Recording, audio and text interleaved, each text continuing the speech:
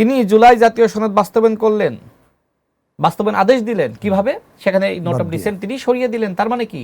Doctor Mohammad Yunus নিজে আমাদের সাথে প্রতারণা করেছেন।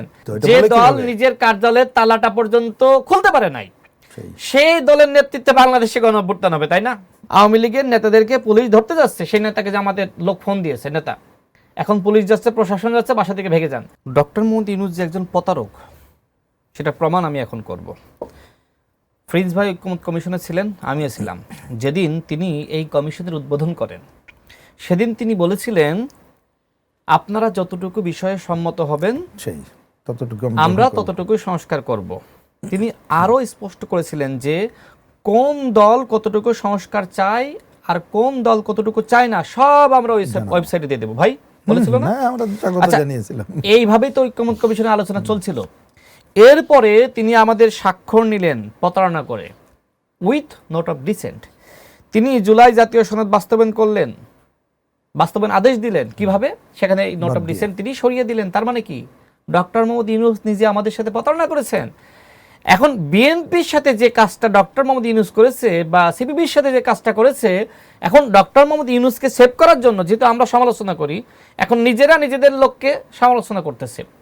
তা আমি আগেই বলেছি, যদি আপনাদের মনে হয় নির্বাচন সুষ্ঠু হয়নি, কেন প্রধান বিরোধী দল হইলেন?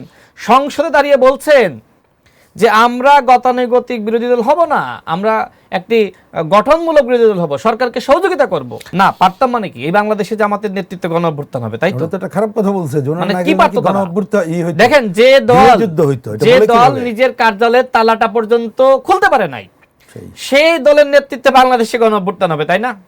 তো করেন, বাইতুল মোকাররমে ডাক দেন, দেখি কত হাজার মানুষ যায়। এই যে এমপি হয়েছে যারা জামাতের, তাই না, কয়জনকে চিনতেন, কয়জনকে দেখেছেন গণঅভ্যুত্থানের আগে? হ্যাঁ, আমির হামজাদেরকে আমরা দেখেছি, তিনি নিজেই বলেছেন আমরা আওয়ামী লীগের রাজনীতি করি। তার মানে কি? যে প্রশ্ন আপনি করছিলেন যে আওয়ামী লীগ কেন জামাতকে ভোট দিল, আমির হামজা আওয়ামী লীগের নেতা, সে দাবি করেছে আমার 14 গোষ্ঠী আওয়ামী লীগ, জননেত্রী শেখ হাসিনাকে যে ভোট দিবে না সে জাহান্নামে যাবে, মানে নীতি বাস্তবায়ন করবে না।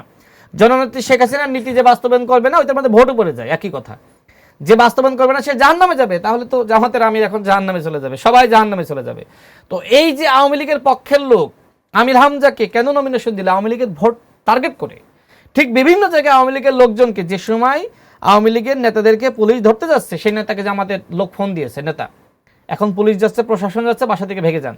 বিভিন্ন জায়গায় বাড়ির মধ্যে রেখে আওয়ামী লীগের লোকজনকে প্রোটেকশন দিয়েছে। অন্যথায় তো আওয়ামী লীগের ভোট ছাড়া তো জামাত এত আসন পায় না, যেটা জামাত নিজেই দাবি করছে। এই বাংলাদেশে শোনেন, যদি ভবিষ্যতে আওয়ামী লীগ ফিরে আসে, জামাতের হাত ধরেই ফিরে আসবে।